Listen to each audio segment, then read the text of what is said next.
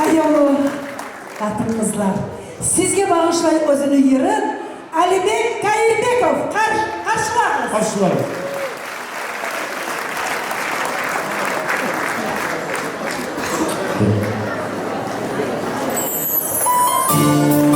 Gece yaxşı bolsun. Assalamu alaykum.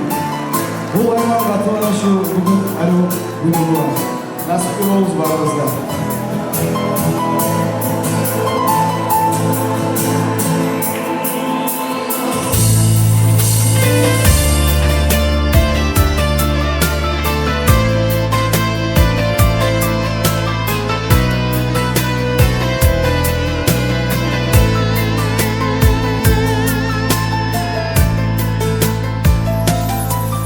Ayarıklı ayaz gece, gökte yıldızlar yanar.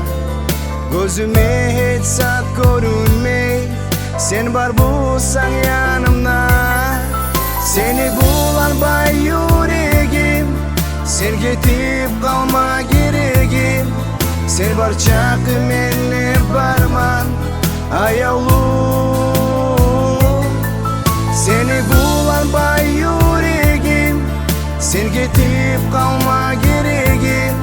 Sen var çakı menle barman, ayavlu.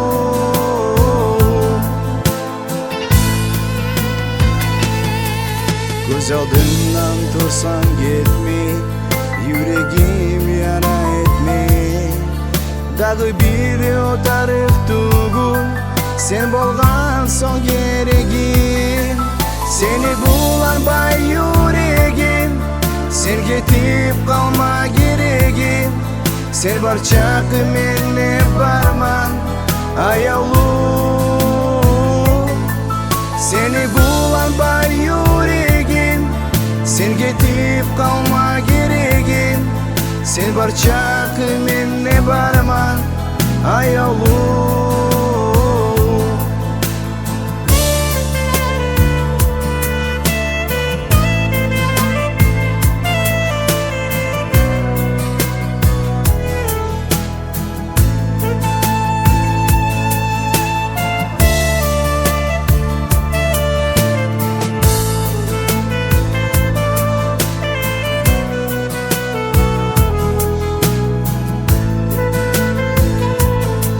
Seni bulan bay yüreğim, sen gidip kalma gereğim.